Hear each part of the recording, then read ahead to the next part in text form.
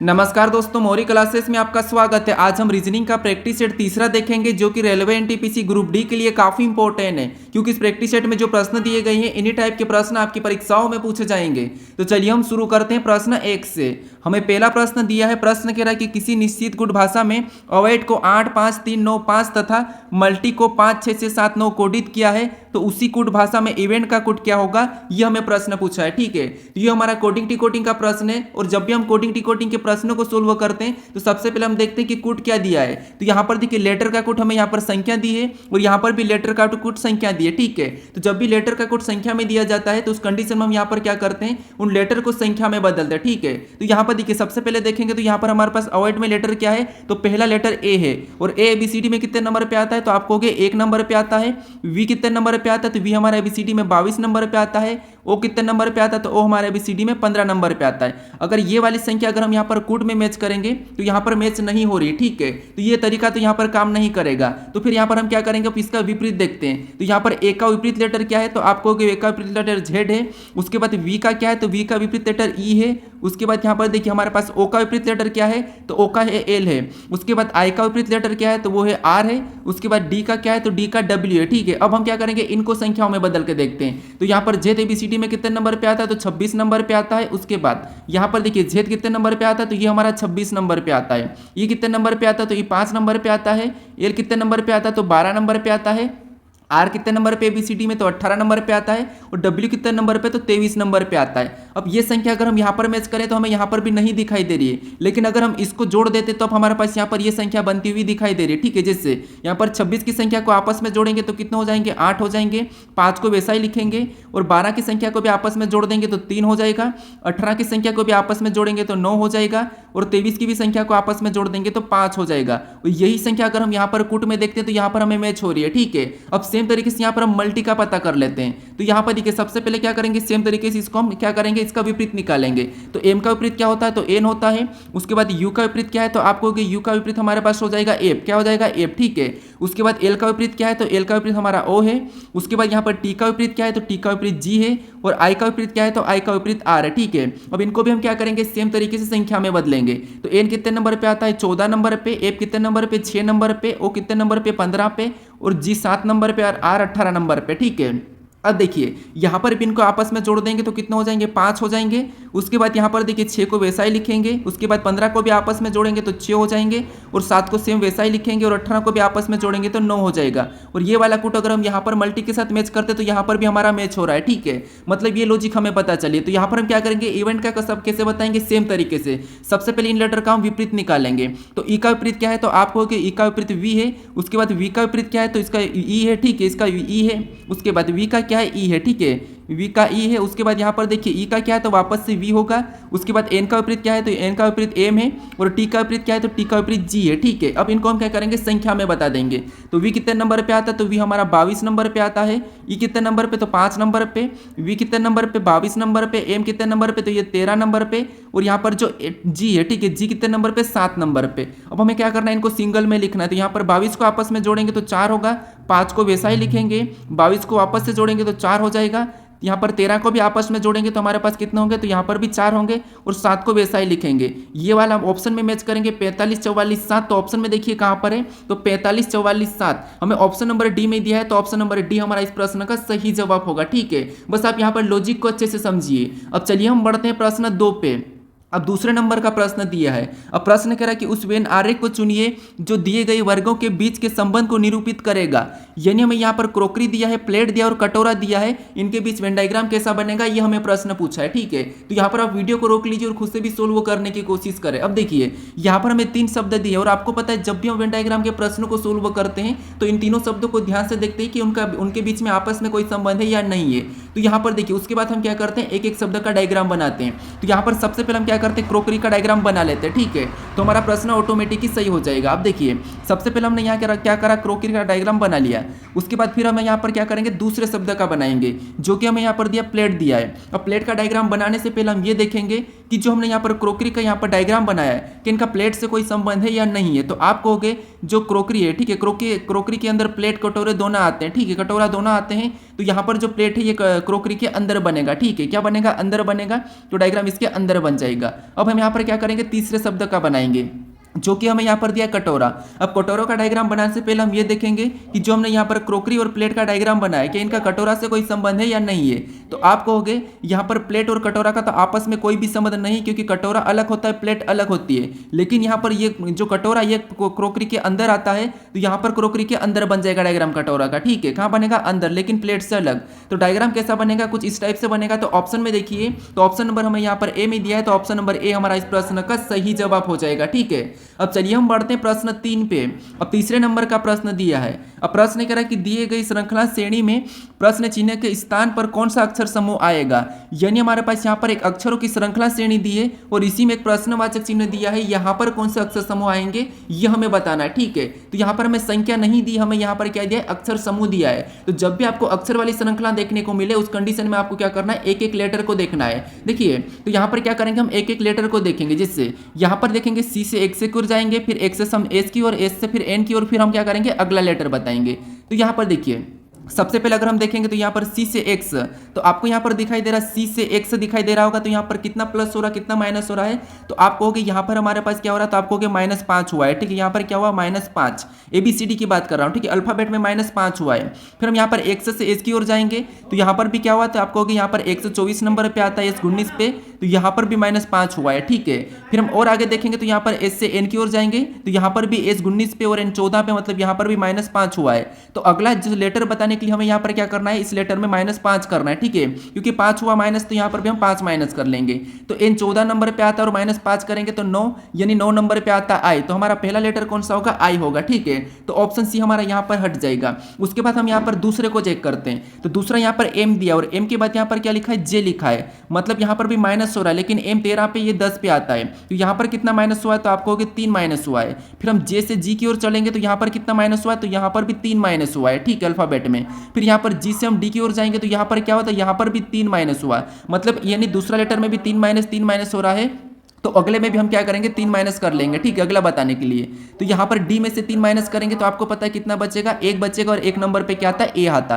तो दूसरा लेटर क्या हो जाएगा, ए हो जाएगा, ठीक है। अब हम यहाँ पर तीसरे का पता करते हैं। यहाँ पर देखिए आई ए, तो हमें ऑप्शन नंबर बी में मैच हुआ है, तो ऑप्शन नंबर बी हमारा यहाँ पर सही जवाब होगा। हमें यहाँ पर पूरा चेक करने की जरूरत नहीं है। अगर आप यहाँ पर पूरा चेक करोगे तो आपको पूरा भी मिल जाएगा, ठीक है। देख लीजिए, जैसे एल के बाद यहाँ पर क्या लिखा, तो के लिखा है, मतलब -1। उसके बाद के से जे लिखा है, यहाँ पर भी -1। जे से यहाँ पर आई लिखा तो -1। तो आई में अगर हम -1 करेंगे तो आपको पता क्या होगा, एच होगा। तो एच हमें यहाँ पर मैच हुआ था, तो ऑप्शन नंबर हमारा कौन सा वाला, बी वाला सही जवाब हो जाएगा, ठीक है। अब चलिए हम बढ़ते हैं प्रश्न 4 पे। अब 4 नंबर का प्रश्न दिया है। अब प्रश्न कह रहा है कि जिस प्रकार दूसरे पद का संबंध पहले पद से है, उसी प्रकार चौथे पद का संबंध तीसरे पद से ज्ञात करें। यानी ये हमारा एनालॉजी का प्रश्न है, नंबर एनालॉजी का प्रश्न है। यानी जिस प्रकार पहले पद से दूसरे पद का जो संबंध है, वही संबंध हमें तीसरे पद से चौथे पद में ज्ञात करना है, ठीक है। तो देखिए यहाँ पर हम क्या करेंगे, सबसे पहले ये 144 यहाँ पर 17 से कैसे लिखा ये हम पता करेंगे। फिर हम सेम तरीके से 21 से यहाँ पर बताएंगे, ठीक है। क्योंकि इस संख्याओं का इसलिए हम पता करेंगे क्योंकि प्रश्नवाचक चिन्ह हमारा इस तरफ है, ठीक है। अगर प्रश्नवाचक चिन्ह हमारा यहाँ पर होता तो फिर हम क्या करते हैं, इस वाली संख्या को पता करते, ठीक है। तो यहाँ पर देखिए सबसे पहले इन दोनों का संबंध पता करना है, क्योंकि हमारे पास यहाँ पर समानुपात दिया है। कुछ लोग क्या करते हैं, यहाँ पर सीधे क्या करते हैं, इनका संबंध पता करके फिर इनका बताने लगते हैं, लेकिन ऐसा नहीं करना है क्योंकि हमें यहाँ पर समानुपात दिया है, ठीक है। अगर समानुपात नहीं दिया होता तो फिर आपको पर क्या करना है, कोई भी आप संबंध चेक कर सकते हैं। तो अब देखिए यहां पर अगर हम 17 से 144 की ओर जाते हैं तो यहां पर गुणा करके जाएंगे, तो शायद इस गुणे इसके पहाड़े में तो आता नहीं 144। तो फिर यहां पर क्या कर सकते हैं, देखिए अगर हम यहाँ पर 17 का वर्ग करते हैं, अगर यानी आपको यहाँ पर 144 जो दिखाई दे रहा होगा, ये 12 का वर्ग दिखाई दे रहा है। यानी अगर हम यहाँ पर 17 में से कितना माइनस करेंगे, तो यहाँ पर कहोगे आप 5 माइनस करके हम क्या करेंगे, 12 लाएंगे, ठीक है। 5 माइनस करके 12 का वर्ग करेंगे, तब हमारे पास यहाँ पर कितना होगा, 144 होगा। और 144 यहाँ पर दिया है। अगर इसी तरीके से हम सेम तरीके से 21 में से भी 5 माइनस कर लेते हैं, ठीक है, तो यहाँ पर कितना बचेगा, तो आप कहोगे 16 बचेगा। जैसे हमने यहाँ पर वर्ग किया था तो इसका भी वर्ग करेंगे, तो यहाँ पर 16 का वर्ग कितना होता है, तो आप कहोगे 256 होता है, ठीक है। लेकिन लेकिन ऑप्शन में हमारे पास यहाँ पर 256 नहीं है, तो इस तरीके से तो ये प्रश्न सही नहीं होगा। तो फिर यहाँ पर क्या कर सकते हैं, देखिए लॉजिक को थोड़ा समझिए। अगर हम यहाँ पर 17 का वर्ग करते हैं, ठीक है, तो 17 का वर्ग कितना होता है, तो आप कहोगे 289 होता है। कितना होता है, 289। और यहाँ पर क्या लिखा है, 144, यानी अगर हम इसको आपस में गुणा कर देते हैं तो 8 दूनी 16, ठीक है, 8 दूनी 16 और 16 नाम कितने होते हैं, तो आप कहोगे 144 होते हैं, ठीक है। और 144 यहाँ पर दिया है। सेम तरीके से हम 21 से यहाँ पर बताते हैं, तो यहाँ पर क्या करेंगे, इसके 21 का भी वर्ग कर लेंगे। तो 21 का वर्ग कितना होता है, तो आप कहोगे 21 का वर्ग होता है 441। कितना होता है, 441। और जैसे हमने यहाँ पर आपस में गुणा कर दिया था, तो यहाँ पर भी हम क्या करेंगे, आपस में गुणा कर देंगे। तो 4 चौक 16 और 16 एकम 16, यहाँ पर कितना आया, 16 आया, ठीक है। तो 21 का संबंध क्या होना चाहिए, 16 होना चाहिए। तो ऑप्शन में देखिए 16 है या नहीं है, तो ऑप्शन नंबर हमें यहाँ पर सी में दिया है, तो ऑप्शन नंबर सी हमारा इस प्रश्न का सही जवाब होगा, ठीक है। तो आपको यहाँ पर लॉजिक को समझना है, लॉजिक को याद कर लेना है कि कौन कौन सा लॉजिक लग सकता है, ठीक है। अब चलिए हम बढ़ते हैं प्रश्न 5 पे। अब 5 नंबर का प्रश्न दिया है। अब प्रश्न कह रहा है कि उस विकल्प का चयन करें जिसमें दिए गए शब्दों के बीच का संबंध अन्य विकल्पों में दिए गए शब्दों के बीच के संबंध से भिन्न है। यानी यहाँ पर यह है कि 4 शब्द दिए, हमें 4 शब्द समूह दिए हैं, इनमें से 3 किसी न किसी तरह के समान है लेकिन एक अलग है, उसका ही हमें यहाँ पर चयन करना है, ठीक है। तो यहाँ पर देखिए सबसे पहले ऑप्शन ए की बात करते हैं, तो सीमा और देश का संबंध है, हाँ, यानी जो देश है, ठीक है, देश क्या करता है, देश यानी कि यहाँ पर सीमा देश को घेरती है, ठीक है। जो सीमा ये क्या करती है, देश को घेरती है, यानी कि जो देश से एक सीमा से घिरा हुआ रहता है, ठीक है। तो ये बात तो ठीक है कि सीमा देश से घिरी हुई रहती है, देश सीमा से घिरा हुआ रहता है। उसके बाद तट रेखा भी समुद्र, यानी कि समुद्र भी तट रेखा से घिरी हुई रहती है, तो ये भी बात सही है, ठीक है, ये भी सही है, ये भी सही है। उसके बाद पुल इस्पात, नहीं ये गलत है, यहाँ पर पुल जो, ठीक है, पुल का तो बनाने में इस्पात का उपयोग किया जाता है, तो ये यहाँ पर हमें गलत रिलेशन दिख रहा है। अगर हम दीवार और कमरे की बात करते हैं तो दीवार भी किसको घेरी रहती है, तो जो कमरा ये दीवार से घिरा रहता है, ठीक है, जो कमरा वो दीवार से घिरा रहता है। यानी हमारे पास यहाँ पर ये जो विकल्प है, ठीक है, ये क्या है, यहाँ पर घेरे हुए है, ठीक है, यहाँ पर घेरने वाले हैं, लेकिन जो क्या है, ये उपयोग होता है, इस्पात क्या होता है, पुल बनाने के लिए उपयोग होता है। तो ये इन तीनों से अलग है, ठीक है। तो ऑप्शन नंबर सी हमारा इस प्रश्न का सही जवाब होगा। ये जो इस्पात है ये क्या होता है, पुल बनाने में उपयोग होता है, ठीक है। बाकी ये क्या होता है, इनकी समुद्र जैसे तटरेखा से घिरी हुई रहती है, देश हमारा सीमा से घिरा हुआ रहता है और कमरा हमारा दीवार से घिरा हुआ रहता है, ठीक है। ये तीनों एक जैसे, लेकिन ये वाला सी अलग है, तो यही हमारा यहाँ पर सही जवाब हो जाएगा। अब चलिए हम बढ़ते हैं प्रश्न 6 पे।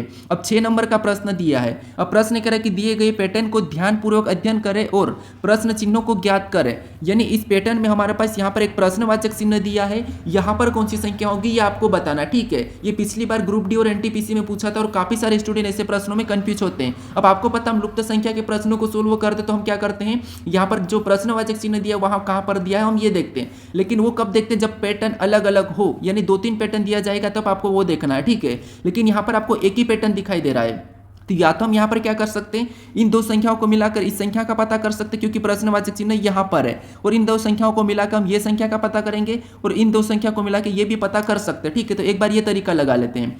तो अगर हम इन दो संख्या को ऐसा क्या करें तो हमें 4 मिले, तो आप कहोगे माइनस करेंगे तो हमें यहाँ पर 2 मिलेगा और 2 का 2 गुना करेंगे, ठीक है, तब हमें यहाँ पर 4 मिल जाएगा, ठीक है। ये तरीका ठीक है। उसी तरीके से अगर हम यहाँ पर भी माइनस करते हैं तो 6 में से 4 को माइनस करेंगे तो आपको पता है 2, और 2 का 2 गुना करेंगे तो यहाँ पर भी 4 होना था, लेकिन यहाँ पर 8 है, तो ये तरीका काम नहीं कर रहा। तो फिर यहाँ पर क्या कर सकता है, आप यहाँ पर देखिए इनको ये 2 अलग अलग वर्ग दिखाई दे रहे हैं, ठीक है, इस प्रकार के आपको यहाँ पर वर्ग दिखाई दे रहे हैं। तो इस प्रकार के वर्ग में इधर देखिए अपन बड़े वाले की बात करें तो बड़े वाले में एक में तो 8 है और एक कोने पे 4 है और दूसरे कोने पे क्या है, छोटे वाले की बात कर रहा हूँ, ठीक है। यहाँ पर मैं छोटे वाले की बात करता हूँ तो छोटे वाले में क्या क्या, तो आप कहोगे इधर 6 है, उसके बाद इधर कितने हैं तो यहाँ पर 4 है, इधर कितने हैं तो 8 है और यहाँ पर कितने तो आप कहोगे 6 है, ठीक है। अब यहाँ पर देखिए अगर हम इनका देखते हैं तो यहाँ पर इनका सभी का योग करके देखिए तो 6 और 4 कितने होते हैं 10, और 10 और 6 कितने होते हैं तो आप कहोगे 16, 16 8 कितने होते हैं, तो इनका योग कितना हो रहा है 24 हो रहा है, ठीक है। कितना हो रहा है 24 हो रहा।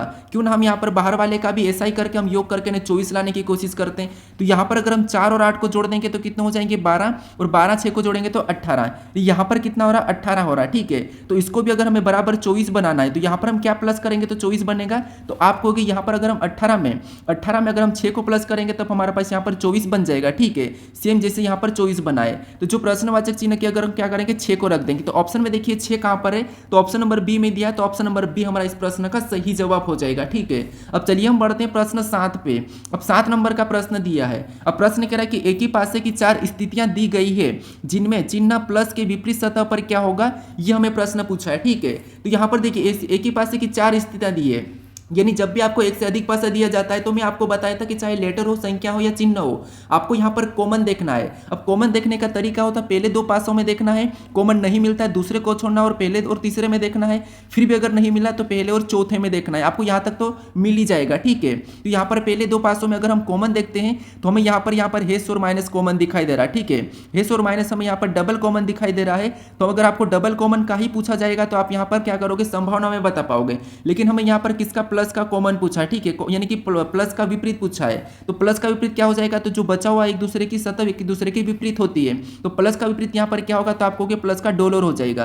तो ऑप्शन में देखेंगे तो ऑप्शन नंबर डी में दिया है, तो ऑप्शन नंबर डी हमारा इस प्रश्न का सही जवाब होगा, ठीक है। तो प्लस का क्या हो गया, तो प्लस का हमारा यहाँ पर डॉलर हो गया था, तो ऑप्शन नंबर डी हमारा इस प्रश्न का सही जवाब है, ठीक है।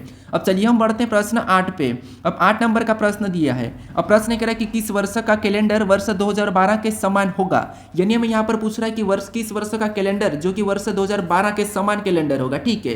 तो जब भी आपको समान कैलेंडर के प्रश्न मिले तो आपको यहाँ पर क्या करना है, सबसे पहले देखिए आपको कैलेंडर पता होगा, मान लीजिए मैं यहाँ पर लिख लेता हूँ 2012 से लिखता हूँ, ठीक है। 2012 हो गया, उसके बाद मान लो 2013 आया, उसके बाद 2014 आया, उसके बाद 2015 आया और उसके बाद 2016 आया, ठीक है। अब यहाँ पर आपको क्या मिला, तो यहाँ पर देखिए थोड़ा सा समझिए, ये हमारा एक वर्ष का कैलेंडर है, ठीक है।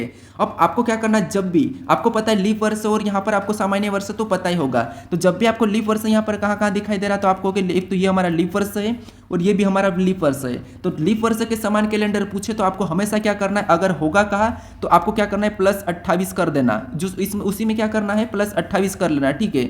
अगर आपको यहाँ पर था पूछे तो आपको यहाँ पर माइनस करना है, ठीक है। क्या करना है, माइनस करना, मतलब आपको पीछे की ओर बताना है। अगर था कहा तो यहाँ पर हम क्या करेंगे, इसमें प्लस करेंगे तो आपको पता है कितना होगा, तो आपको हो गए 28 और 12 40, यानी कि इसके समान कैलेंडर कौन सा होगा, तो आपको हो गए 2040 होगा, ठीक है। कौन सा होगा, 2040। तो ऑप्शन में देखिए, तो ऑप्शन नंबर सी में दिया है, तो ऑप्शन नंबर सी हमारे इस प्रश्न का सही जवाब होगा। अगर आपको इसका भी 2016 का भी पूछा जाता तो आप क्या करते हैं, ये हमारा लीप वर्ष है तो इसमें भी 28 प्लस कर दो तो इसका भी समान वर्ष निकल जाएगा, ठीक है। 8 से 14 का 4 हासिल 1, 3 और 4, इसका क्या हो जाएगा, 44 हो जाएगा। क्या हो जाएगा, 2044 हो जाएगा, ठीक है। तो आपको क्या करना है, लीप वर्ष में तो 28 प्लस कर लेना है। फिर बाकी की क्या, यहाँ पर बाकी में क्या करना है, इसका एक ही तरीका, इसमें क्या करना है आपको, मैं आपको अगले प्रैक्टिस सेट में बता दूंगा, ठीक है, कि इसमें क्या करना है। देखिए मैं आपको बता देता हूँ, पहले दो में आपको क्या करना है, 6 प्लस करना है, ठीक है। 6 प्लस करना है, इसमें भी क्या करना है, 6 प्लस करना है, और लास्ट वाले में आपको बस 11 प्लस करना है। बस इतना याद रखना है, ये 3 तरीके याद रखना है, ठीक है। आपको क्या करना है, ये 3, पहले दो में 6 प्लस और लीप वर्ष में 28 और लास्ट वाले में क्या करना है, आपको 11 प्लस करना है, ठीक है। अब चलिए हम बढ़ते हैं प्रश्न 9 पे।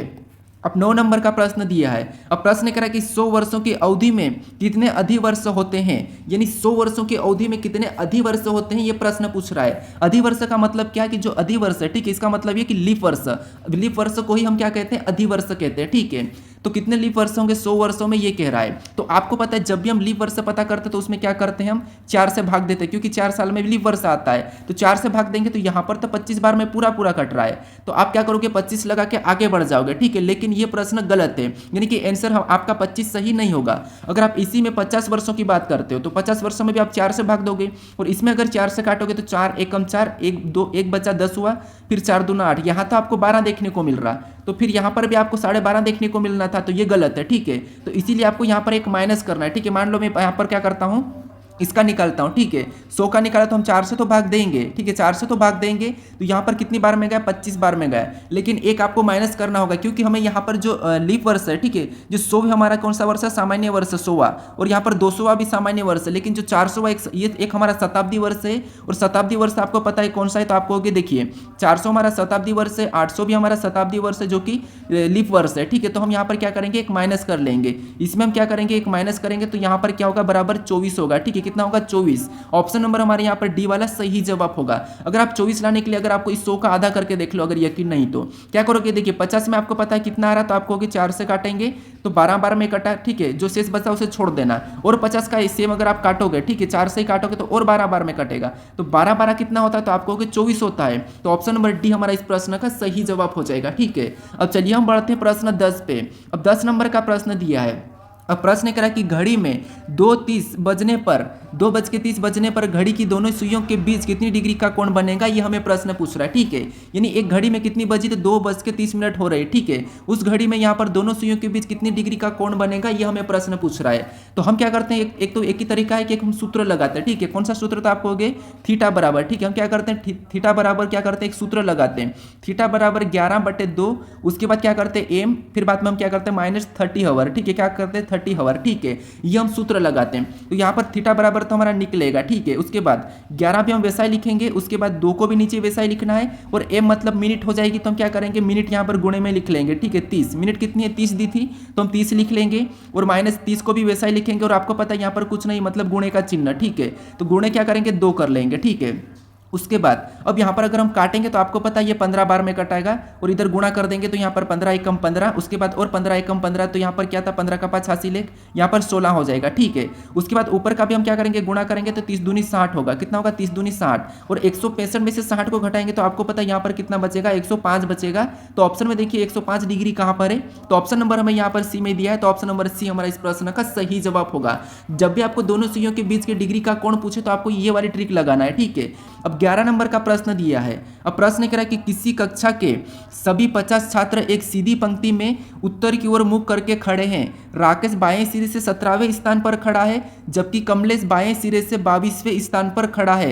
राकेश और कमलेश के बीच कितने छात्र खड़े हैं, ये हमें प्रश्न पूछा है। ठीक है, तो यहाँ पर देखिए आपको यहाँ पर टोटल कितने छात्र दिए, तो 50 छात्र दिए। ठीक है, कितने दिए 50 छात्र दिए। तो आपको यहाँ पर क्या करना, सबसे पहले देखिए, सबसे पहले एक सीधी पंक्ति में उत्तर की ओर मुख करके खड़े, तो राकेश का स्थान यहाँ पर देखिए दाएं दिया है, और यहाँ पर कमलेश का क्या दिया है तो बाएं दिया है, यानी कि दोनों का स्थान अलग अलग दिया है। तो जब भी आपको दोनों व्यक्ति का स्थान अलग अलग दिया जाता है, दाएं बाएं दिया जाता है, तो फिर आपको क्या करना है दाएं बाएं को जोड़ के उनमें से माइनस कर लेना है। ठीक है, तो यहाँ पर 17 और 22 को आपस में जोड़ेंगे तो आपको पता है यहाँ पर कितने हो जाएंगे, तो आपको कि 17 और 22 यहाँ पर कितने होंगे तो 39 होंगे। कितने होंगे 39 हो जाएंगे। ठीक है, और इस 39 को क्या करना है आपको 50 स्कूल छात्रों में से माइनस कर लेना है। तो 50 में से 39 माइनस करेंगे तो यहाँ पर कितने बचेंगे 11।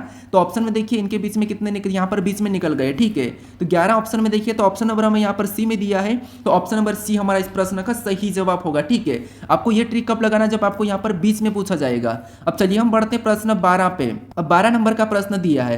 अब प्रश्न कह रहा है कि एक लड़के का परिचय देते हुए विराट ने कहा कि उसकी मां मेरी सास की एकलौती बेटी है। लड़के का विराट से क्या संबंध है, ये हमें प्रश्न पूछा है। ठीक है, तो ये हमारा रक्त संबंध का प्रश्न है, ब्लड रिलेशन का प्रश्न है। और जब भी आपको परिचय देते हुए या इशारे करने वाले प्रश्न मिले, उस कंडीशन में आपको क्या करना है, यहाँ पर खुद को लेकर प्रश्न को सोल्व करना है। ठीक है, तो जैसे यहाँ पर देखिए हम खुद को लेते हैं, तो प्रश्न कह रहा है कि एक लड़के का परिचय देते हुए विराट ने कहा, यानी आपने। ठीक है, विराट मतलब आप। ठीक है, आपने एक लड़के का परिचय देते हुए आपने कहा, आप खुद को ले लीजिए, आपने क्या कहा कि उसकी माँ, आपने क्या कहा उसकी माँ, यानी जो लड़के की माँ। ठीक है, उसकी माँ मतलब क्या है लड़के की माँ, तो उसकी माँ मेरी सास की एकलौती बेटी है, यानी उस लड़के की माँ क्या है, उस लड़के की माँ मेरी सास की एकलौती बेटी, यानी कि उस लड़के की जो माँ है वो आपकी सास की एकलौती बेटी है। इसका मतलब ये कि उसकी माँ कौन होगी तो आपकी पत्नी होगी, उसकी माँ कौन होगी तो वो आपकी पत्नी होगी। तो यहाँ पर कह रहा है कि लड़के का विराट से क्या संबंध है, यहाँ पर से लगा। ठीक है, जहाँ पर से लगा वहाँ से आपको उल्टा बताना है, यानी विराट का वो लड़का क्या लगेगा, तो आपको अगर ये आपकी पत्नी का बेटा है तो वो आपका भी तो बेटा ही लगेगा। तो यहाँ पर ऑप्शन में देखिए बेटा कहाँ पर है पुत्र,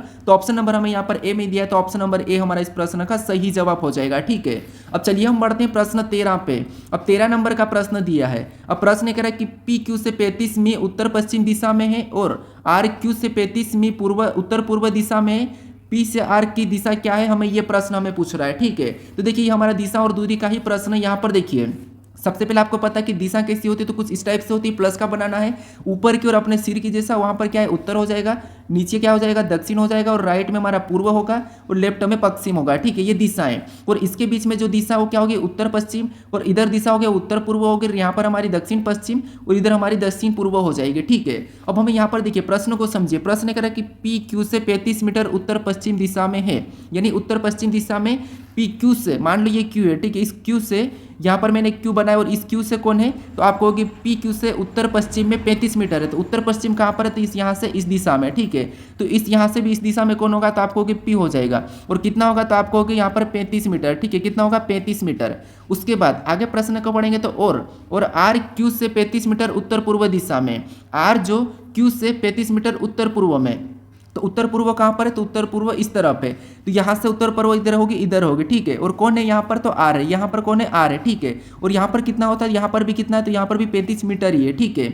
अब प्रश्न कह रहा है कि पी से आर की दिशा क्या है, पी से आर की दिशा क्या है, ठीक है। तो पी से आर की दिशा क्या है, तो ये हम देखेंगे यहाँ पर पी है, ठीक है। और पी से आर की दिशा की बात करेंगे तो ये इधर वाली दिशा क्या है, तो पी यहाँ पर है, तो इसकी दिशा ये है। तो यहाँ पर इधर वाली दिशा कौन सी होगी, तो आपको होगी यहाँ पर पूर्व होगी। तो पी से आर की दिशा कौन सी हो जाएगी, तो वो होगी पूर्व होगी, ठीक है। तो ऑप्शन में देखिए पूर्व कहाँ पर है, तो ऑप्शन नंबर हमें यहाँ पर डी में दिया है, तो ऑप्शन नंबर डी हमारा इस प्रश्न का सही जवाब हो जाएगा, ठीक है। अब चलिए हम बढ़ते हैं प्रश्न 14 पे। अब 14 नंबर का प्रश्न दिया है। अब प्रश्न कह रहा है कि यदि ओ एफ जी बराबर एम और यहाँ पर आई सी एम बराबर पी है तो यहाँ पर के डी बराबर क्या होगा, ये हमें प्रश्न पूछ रहा है, ठीक है। ये भी हमारा कोडिंग टिकोडिंग का ही एक प्रकार का प्रश्न है, लेकिन यहाँ पर आपको क्या करना है, लॉजिक लगाना है, ठीक है। तो यहाँ पर देखिए सबसे पहले हम यहाँ पर देखेंगे इन लेटरों से यहाँ पर एम कैसे लिखा है और सेम तरीके से इन लेटरों से यहाँ पर पी कैसे बना है, उसी तरीके से यहाँ पर हम के डी का बता देंगे, ठीक है।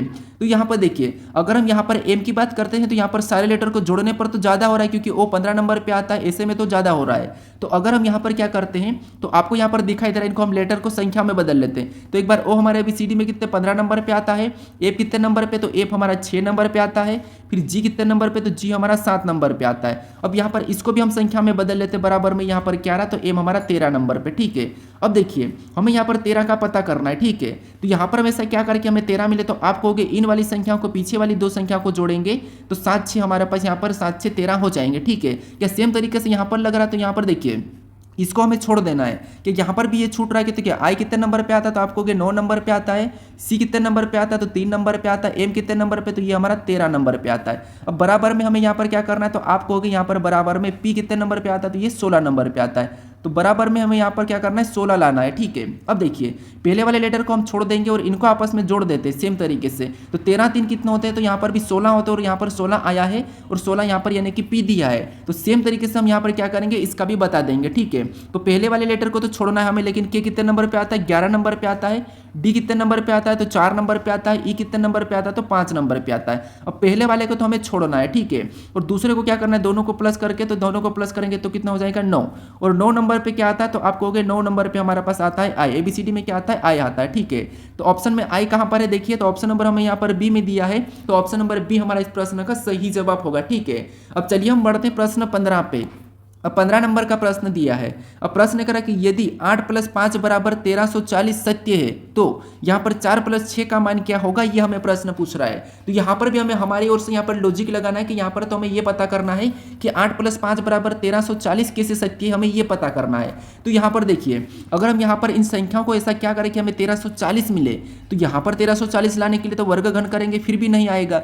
तो फिर हम यहाँ पर क्या कर सकते हैं, देखिए अगर हम यहाँ पर 8 और 5 को आपस में जोड़ देते हैं वैसे ही, तो इनका योग कितना होता है, तो आपको कि 13 होता है, 8 5 13 होता है। और इनका अगर हम एक बार गुणा कर देते हैं तो यहाँ पर 8 पंजे कितना होते हैं, 40 होते हैं, और 40 को इसके पीछे लिख देंगे तो 1340 हो जाएगा, ठीक है। और 1340 यहाँ पर दिया है। सेम तरीके से हम इसका लाकर देखते हैं, ठीक है। तो सबसे पहले तो इनको जोड़ देंगे तो यहाँ पर 4 से कितने होंगे, 10 होंगे, कितने होंगे 10। और इनका एक बार गुणा करेंगे सेम तरीके से, 6 चौक कितने होंगे 24 होंगे, कितने होंगे 24। तो ये ऑप्शन में चेक करते तो हमें ऑप्शन में देखिए कहाँ पर है, तो 1024 हमें ऑप्शन नंबर डी में दिया है। तो ऑप्शन नंबर डी हमारा इस प्रश्न का सही जवाब होगा, ठीक है। क्योंकि हमने यहाँ पर जिस तरीके से इन संख्याओं का पता करा सेम तरीके से हमने इस संख्याओं को भी लाया, ठीक है। तो इसीलिए ऑप्शन नंबर डी हमारा इस प्रश्न का सही जवाब हो जाएगा। अब चलिए हम बढ़ते हैं प्रश्न 16 पे। अब 16 नंबर का प्रश्न दिया है। अब प्रश्न करा कि यदि गुणे का अर्थ माइनस और माइनस का अर्थ गुणा और गुणे का अर्थ भागित और भागित का अर्थ प्लस हो तो यहाँ पर समीकरण का मान क्या होगा, ये हमें प्रश्न पूछ रहा है, ठीक है।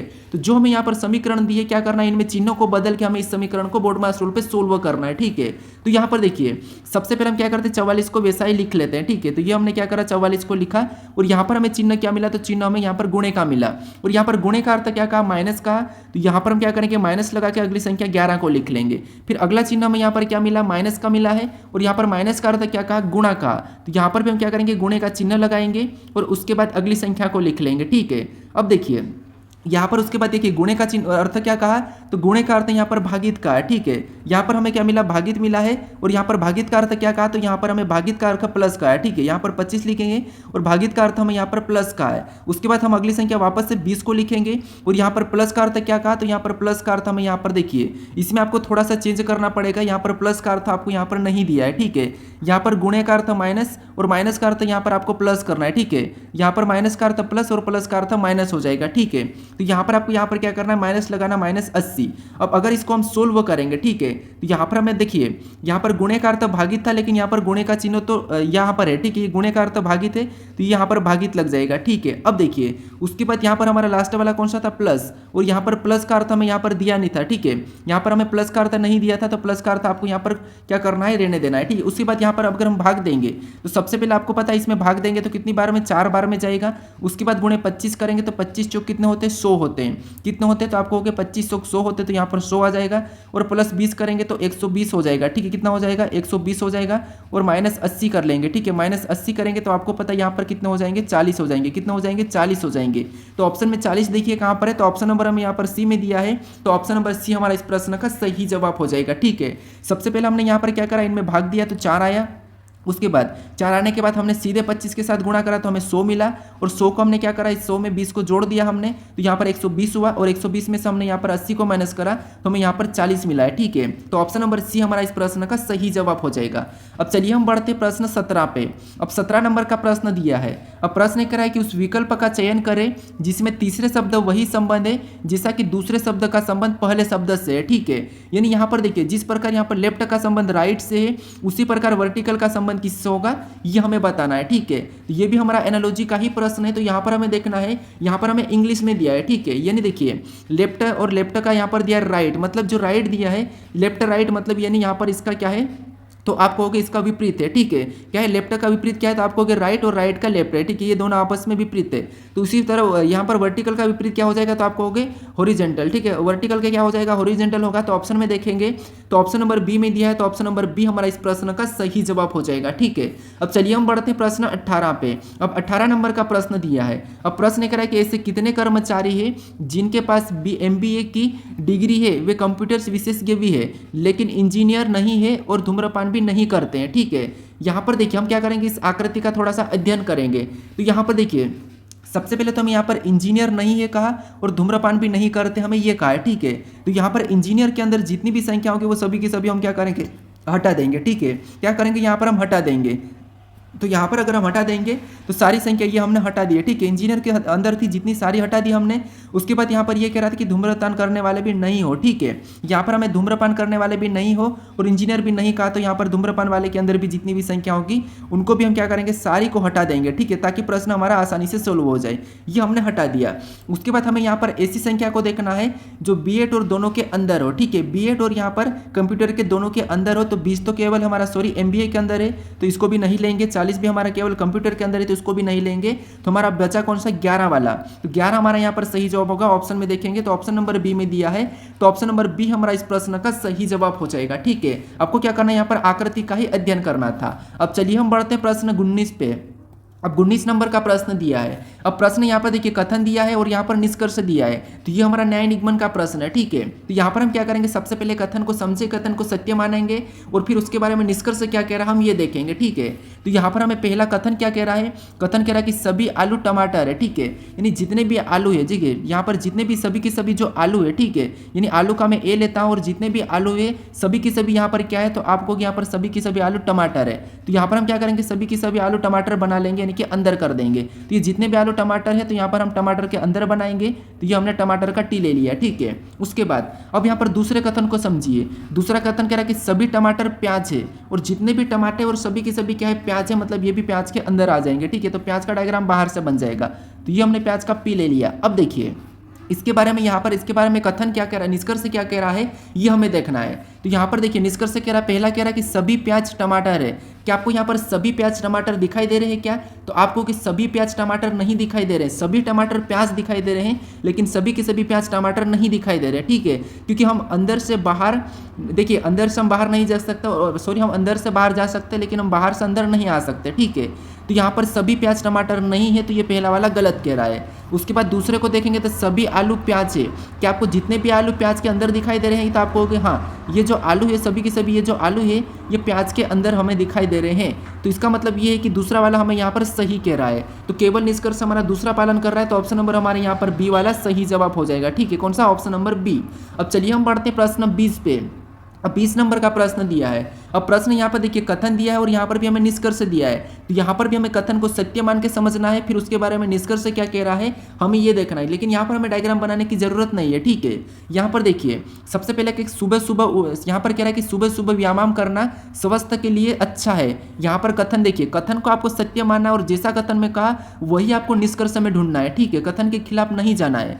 तो यहाँ पर देखिए सुबह सुबह व्यायाम ठीक है, व्यायाम करना स्वास्थ्य के लिए अच्छा है। तो यहाँ पर आप निष्कर्ष में देखिए, अगर हम यहाँ पर निष्कर्ष में देखेंगे तो पहला निष्कर्ष क्या कह रहा है, देखिए पहला निष्कर्ष कह रहा है कि स्वास्थ्य को केवल व्यायाम करके बनाए रखा जा सकता है। क्या देखिए, क्या एक्सरसाइज करके ही हम स्वास्थ्य को बनाया जा सकता है क्या? तो यहाँ पर हमें ये नहीं कहा है, ठीक है, यहाँ पर हमें ये नहीं कहा कि स्वास्थ्य को केवल व्यायाम करके बनाए रखा जा सकता है। यहाँ पर हमें ये कहा था कि सुबह सुबह व्यायाम करना स्वास्थ्य के लिए अच्छा है, ये कहा, ना कि हमें बनाया जा सकता था, तो इसलिए ये गलत है, ठीक है।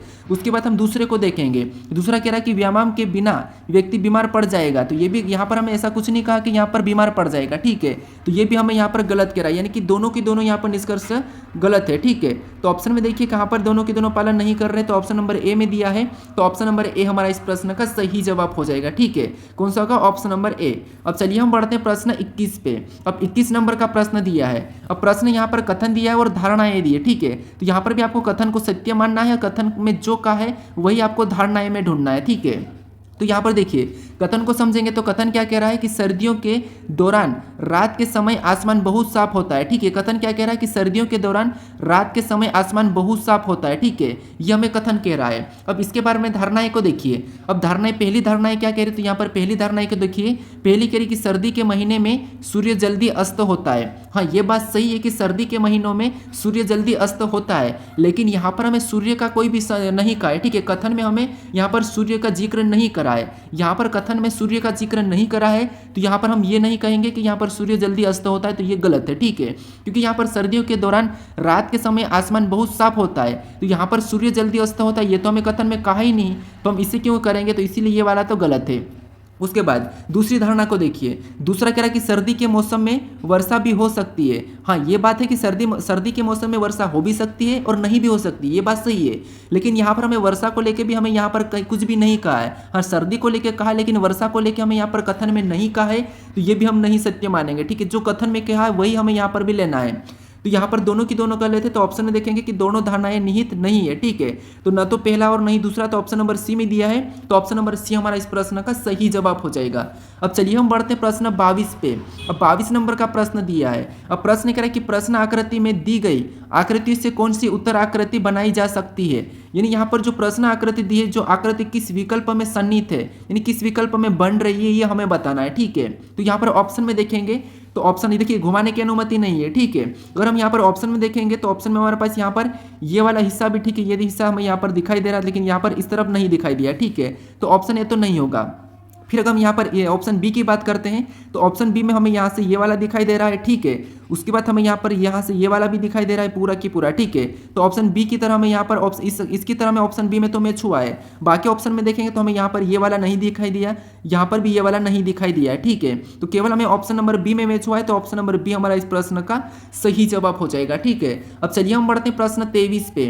अब 23 नंबर का प्रश्न दिया है। अब प्रश्न कह रहा है कि नीचे दी गई आकृति का AB रेखा का प्रतिबिंब चुने, यानी जो आकृति दी है इसके AB रेखा का प्रतिबिंब कैसा होगा ये हमें चुनना है, ठीक है।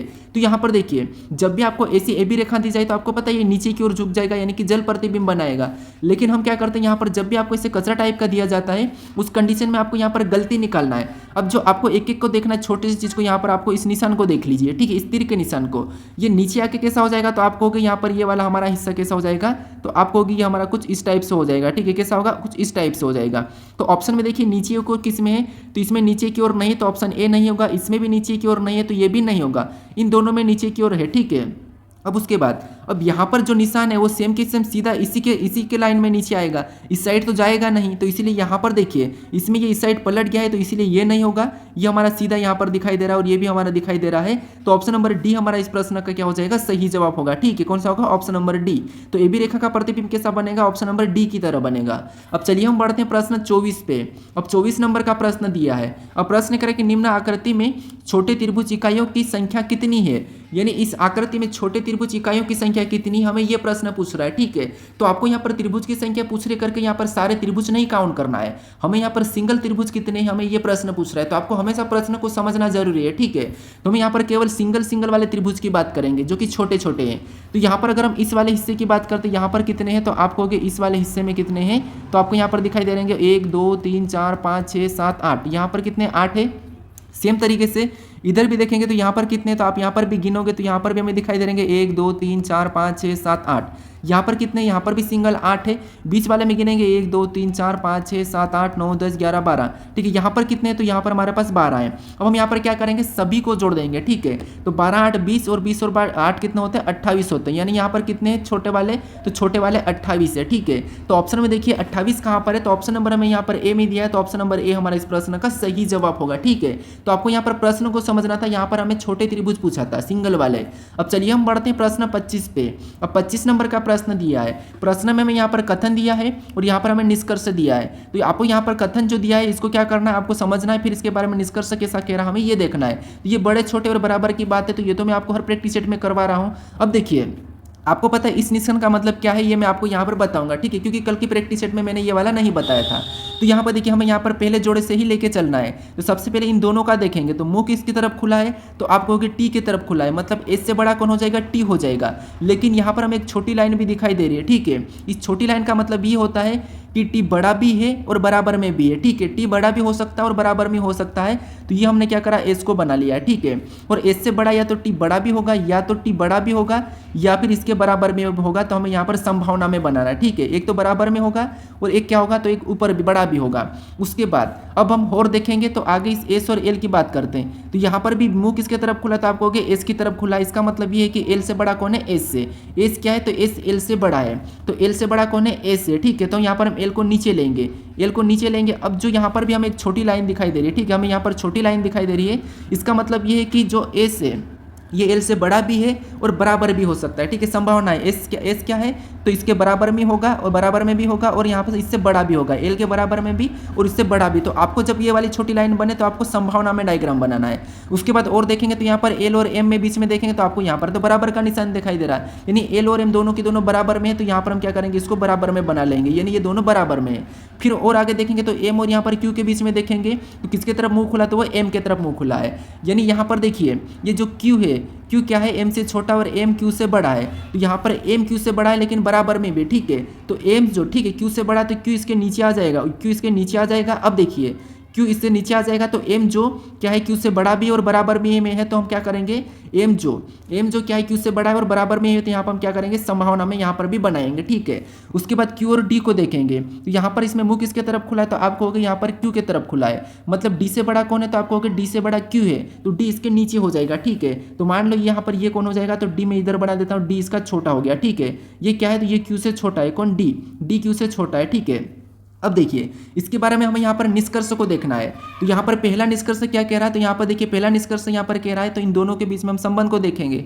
इन दोनों के बीच में किसके तरफ मुंह खुला है, तो आप कहोगे टी के तरफ। टी के तरफ मुंह तो खुला है, मतलब क्यू से टी बड़ा है और बराबर में भी है। तो यहाँ पर देखिए कि यहाँ पर देखिए क्या टी क्यू से बड़ा है और बराबर में भी हो सकता है। तो आप कहोगे यहाँ पर देखिए, हाँ ये बात संभावना ये है कि क्यू से बड़ा कौन है, टी है। तो ये बात तो ठीक है कि यहाँ पर क्यू से बड़ा टी हमें दिखाई दे रहा है। उसके बाद फिर और दूसरे में देखेंगे तो एल और डी बराबर में है क्या, तो यहाँ पर हमें एल और डी बराबर में नहीं है, ठीक है, क्योंकि देखिए डी तो क्यू से भी छोटा है, तो एल ऊपर है, तो ये तो बराबर में नहीं है, तो दूसरा वाला गलत है। और यहाँ पर देखिए ये हमारा सही है, ठीक है। यहाँ पर एक संभावना बराबर में भी है, लेकिन एक संभावना हमारी ये भी है, तो इसीलिए यहाँ पर बड़ा भी है और संभावना में बराबर भी हो सकता है। लेकिन हमें यहाँ पर क्या करा, बड़ा भी है, तो हम क्या करेंगे, यहाँ पर पहले वाले को सही मानेंगे, क्योंकि यहाँ पर हमने टी बड़ा कहा है क्यू से, तो हाँ हमें टी बड़ा दिखाई दे रहा है। तो ऑप्शन यहाँ पर निष्कर्ष हमारा पहला वाला सत्य हो रहा है, ठीक है। तो ऑप्शन में देखिए केवल पहला कहाँ पर है, तो ऑप्शन नंबर ए में दिया है, तो ऑप्शन नंबर ए हमारा इस प्रश्न का सही जवाब हो जाएगा, ठीक है।